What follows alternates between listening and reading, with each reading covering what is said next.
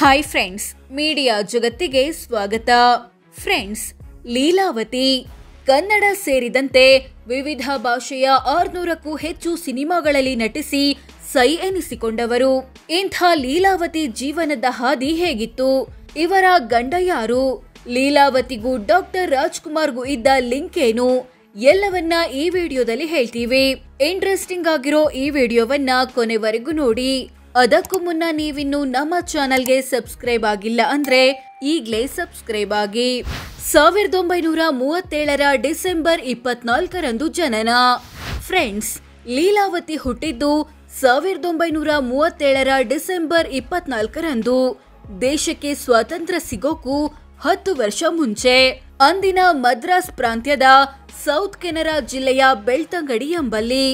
ಈಗ ಇದು ದಕ್ಷಿಣ ಕನ್ನಡ ಜಿಲ್ಲೆಯಲ್ಲಿದೆ.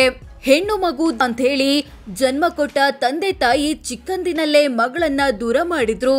ನಂತರ ಮಂಗಳೂರು ಮೂಲದ ಕ್ರಿಶ್ಚಿಯನ್ ಕುಟುಂಬವೊಂದು ಲೀಲಾವತಿಯನ್ನ ನೋಡ್ಕೊಳ್ತು. ಅವರ ಮನೆಯಲ್ಲಿ ಅದು ಇದು ಕೆಲಸ ಮಾಡ್ಕೊಂಡು ಬೆಳೆದ್ರು. ಇವರ ಮೊದಲ ಹೆಸರು ಲೀಲಾ ಕಿರಣ್. 2ನೇ ತರಗತಿವರೆಗೆ ಮಾತ್ರ ಶಿಕ್ಷಣ. ಫ್ರೆಂಡ್ಸ್, ಲೀಲಾವತಿ ಓದಿದ್ದು 2ನೇ ತರಗತಿವರೆಗೆ ಮಾತ್ರ. ಮಂಗಳೂರು ಸಮೀಪದ ಕಂಕನಾಡಿ ಎಂಬಲ್ಲಿನ ಸೆಂಟ್ ಜೋಸೆಫ್ ಪ್ರೈಮರಿ ಮತ್ತು ಹೈಸ್ಕೂಲ್ನಲ್ಲಿ. ಇಲ್ಲಿ ಓದ್ತಿದ್ದಾಗ್ಲೇ ಕಾಲಿನ ಮೇಲೆ ಬಿಸಿ ಎಣ್ಣೆ ಬಿದ್ದು ಗಂಭೀರವಾಗಿ ಗಾಯಗೊಂಡ್ರು.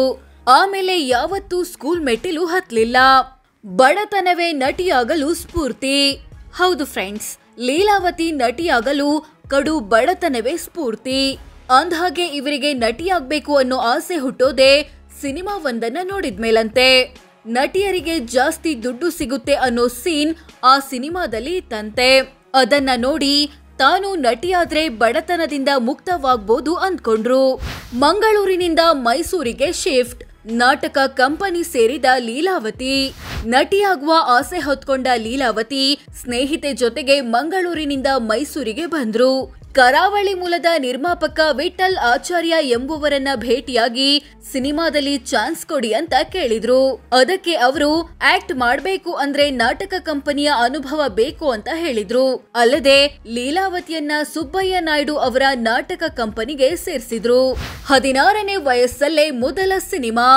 ನಾಟಕ ಕಂಪನಿಯಲ್ಲಿ ಆಕ್ಟಿಂಗ್ ತರಬೇತಿ ಪಡೆದಿದ್ದ ಲೀಲಾವತಿ ಮೊದಲು ಕಾಣಿಸಿಕೊಂಡಿದ್ದು 1953ರಲ್ಲಿ ತೆರೆ ಕಂಡ ಚಂಚಲ ಕುಮಾರಿ ಸಿನಿಮಾದಲ್ಲಿ ಸಖಿ ಪಾತ್ರದಲ್ಲಿ.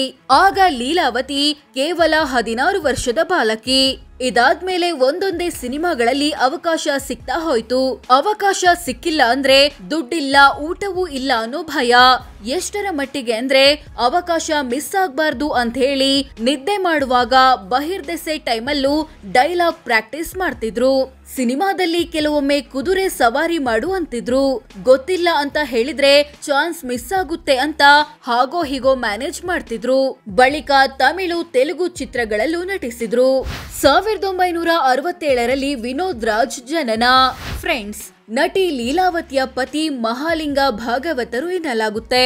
ಇವರು ಕೂಡ ಲೀಲಾವತಿಯಂತೆ ವೃತ್ತಿ ರಂಗಭೂಮಿಯಿಂದ ಸಿನಿಮಾಗೆ ಬಂದವರು.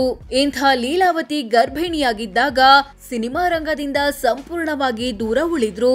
ಈ ಟೈಮಲ್ಲಿ ಅದು ತಿನ್ಬೇಕು ಇದು ತಿನ್ಬೇಕು ಅನ್ನೋ ಆಸೆ. ಆದ್ರೆ ದುಡ್ಡಿಲ್ಲ.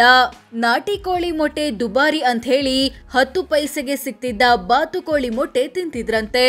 ಮಗನನ್ನ ಸಾಯಿಸಲು ಹೊರಟಿದ್ದ ಅಮ್ಮ.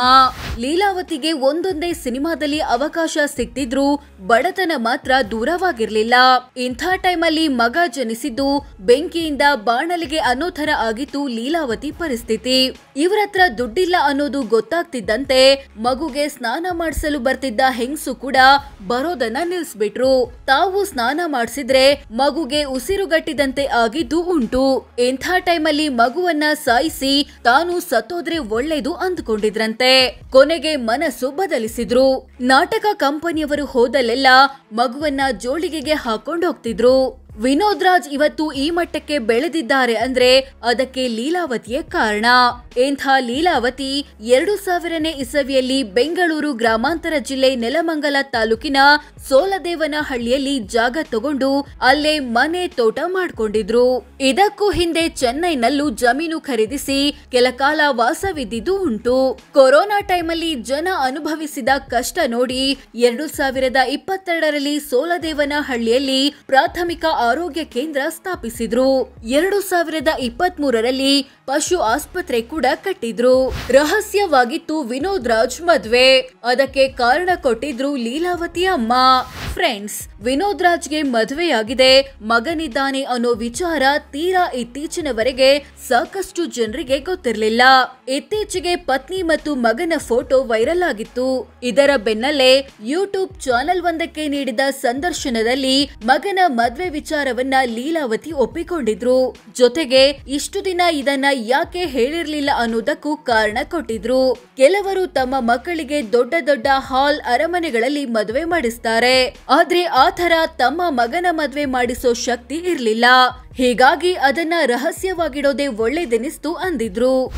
ಏನಿದು ರಾಜ್ ಜೊತೆಗಿನ ಲಿಂಕ್ ಆರೋಪ? ಫ್ರೆಂಡ್ಸ್, ಲೀಲಾವತಿ ಮತ್ತು ಮಗ ವಿನೋದ್ ರಾಜ್ ಡಾಕ್ಟರ್ ರಾಜ್ಕುಮಾರ್ ಅವರ ಹೆಸರನ್ನ ದುರ್ಬಳಕೆ ಮಾಡ್ತಿದ್ದಾರೆ. ಇದರ ಹಿಂದೆ ಷಡ್ಯಂತ್ರ ಇದೆ ಅನ್ನೋದು ರಾಜ್ ಕುಟುಂಬದ ಆಪ್ತ ಮತ್ತು ಸಿನಿಮಾ ನಿರ್ದೇಶಕ ಪ್ರಕಾಶ್ ರಾಜ್ ಮೆಹು ಆರೋಪ.